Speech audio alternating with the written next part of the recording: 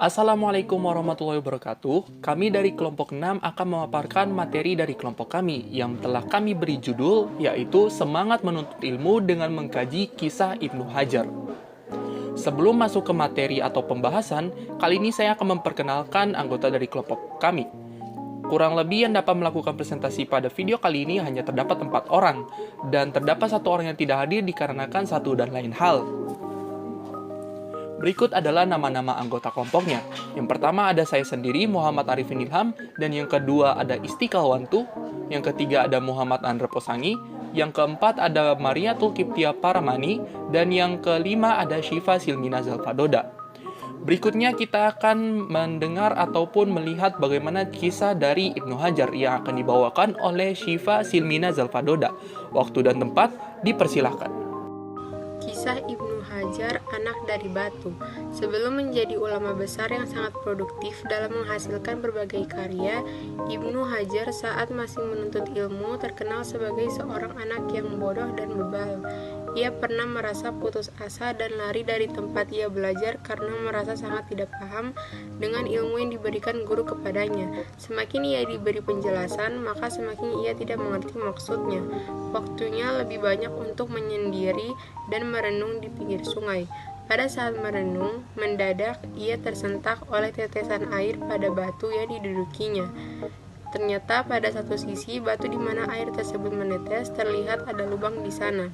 Dari situ kemudian tumbuh lagi semangatnya untuk belajar, karena ia berkeyakinan jika batu saja dapat berlubang oleh tetesan air, tentu hati manusia yang lunak akan tertembus pula oleh siraman ilmu pengetahuan. Akhirnya, sejarah mencatat Ibnu Hajar al-Asqalani sebagai ulama yang hebat dan terkenal dengan keluasan ilmunya. Nama Ibnu Hajar sendiri secara bahasa artinya anak batu, karena erat kaitannya dengan legenda yang menyatakan bahwa kegemilangannya dalam ilmu pengetahuan berawal dari terinspirasinya ia oleh sebuah batu yang berlubang oleh tetesan air. Nah, setelah mendengar pembahasan mengenai kisah dari Ibnu Hajar, kali ini kita akan membahas apa saja yang dapat kita peroleh dari kisah tersebut. Nah, dalam kisah tersebut kita dapat melihat seorang Ibnu Hajar yang awalnya benar-benar tidak tahu apa-apa dan pada akhirnya menjadi ulama yang besar pada zamannya dikarenakan ilmu yang ia miliki. Dari penggalan kisah ini kita dapat mengetahui bahwa di dalam menuntut ilmu tidak ada kata instan dalam menguasai sebuah ilmu. Segala hal dibutuhkan proses untuk mencapai hasil yang diinginkan. Bahkan, jikalau kita merasa bahwa apa yang kita pelajari selama ini sulit untuk dipahami, patutlah kita berintrospeksi kepada diri sendiri. Mungkin kita kurang lama untuk mendalami dan mempelajari ilmu tersebut. Bahkan bisa saja disebabkan oleh dosa-dosa yang kita lakukan selama ini, yang menghambat dan menghalangi masuknya ilmu sebagai makanan dari hati. Hal ini sesuai dengan apa yang dikatakan oleh Imam Ghazali. Sesungguhnya makanan hati itu adalah ilmu dan hikmah, dan dengannya ia hidup.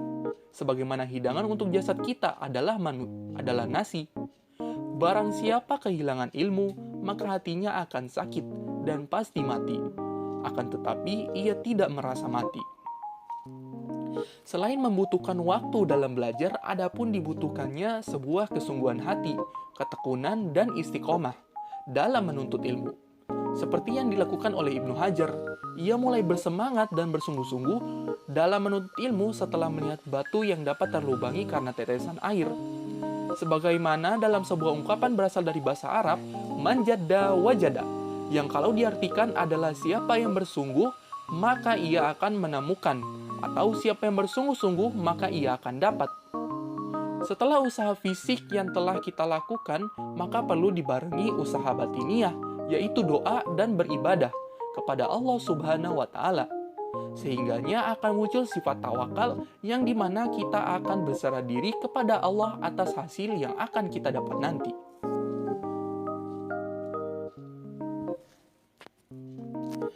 Nah, kadangkala kita akan merasa putus asa karena tidak paham terhadap sebuah penjelasan atau pelajaran khususnya di sekolah. Hal ini pun sempat dialami oleh Ibnu Hajar. Oleh karena itu, dibutuhkan sifat pantang menyerah dan pengetahuan akan pentingnya mempelajari ilmu, agar dapat memupuk kembali semangat dalam menuntut ilmu. Karena untuk melakukan sesuatu dibutuhkan informasi atas hal yang dikerjakan, agar jelas tujuan dilakukannya sebuah kegiatan. Seperti halnya belajar. Kita harus tahu tujuan dari belajar itu sendiri, seperti halnya dalam kisah tersebut. Ibnu Hajar sangat berambisi dalam menuntut ilmu, dan pada salah satu sumber dikatakan bahwa ia tidak mencukupkan mencari ilmu di Mesir saja, tetapi beliau melakukan rihlah atau perjalanan ke banyak negeri. Semua itu dikunjungi untuk menimba ilmu. Hal ini ia lakukan dikarenakan mengetahui keutamaan dalam menuntut ilmu. Nah, berikut kali ini kita akan membahas mengenai contoh-contoh atau macam-macam keutamaan ilmu berdasarkan hadis dan ayat-ayat yang ada di Al-Quran. Yang pertama, orang berilmu diangkat derajatnya dan dimudahkan jalannya ke surga. Allah Subhanahu wa Ta'ala berfirman dalam Quran Surat Al-Mujadalah, surah ke-58 ayat 11. Niscaya Allah akan meninggikan orang-orang yang beriman di antaramu dan orang-orang yang diberi ilmu pengetahuan beberapa derajat. Salah satu keindahan ketika seseorang telah berilmu adalah Allah akan meninggikan derajat kita beberapa derajat. Mengapa kita harus senang dengan hal ini? Karena semakin tinggi derajat kita, maka semakin dekat pula kita dengan Allah. Kemudian, dalam sebuah hadis tentang keutamaan ilmu pengetahuan dalam Islam, Rasulullah Shallallahu Alaihi Wasallam bersabda, "Siapa yang menempuh jalan untuk mencari ilmu, maka Allah akan mudahkan baginya jalan menuju surga."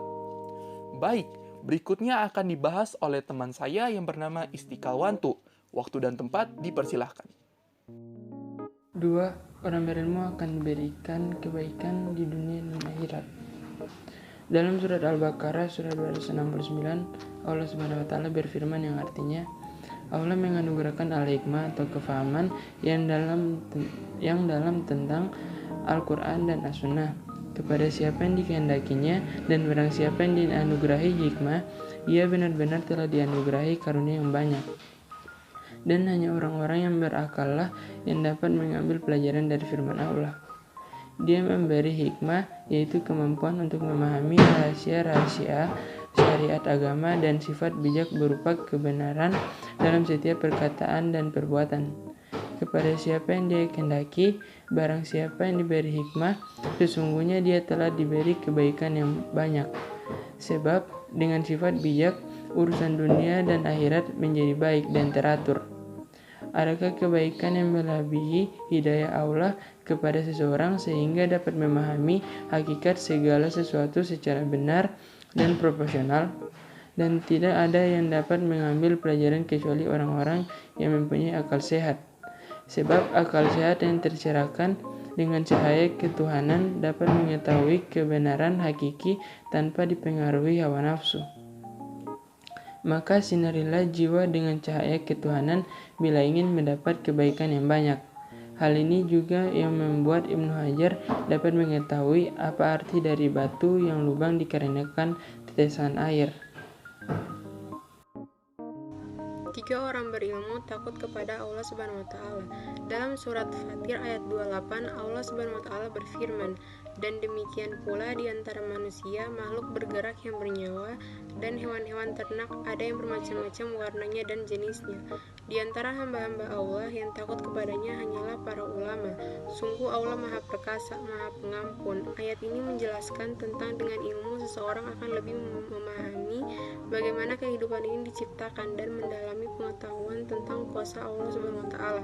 Sebagai Sang Maha Pencipta, orang berilmu akan takut melakukan hal-hal yang mengandung dosa karena ia memiliki pengetahuan akan kekuasaan dan juga kebesaran Allah Subhanahu wa Ta'ala. 5. Orang berilmu memiliki pahala yang kekal dan tidak merugi. Ilmu akan kekal dan bermanfaat baginya walaupun ia telah meninggal. Disebutkan dalam suatu hadis tentang keutamaan ilmu dalam Islam.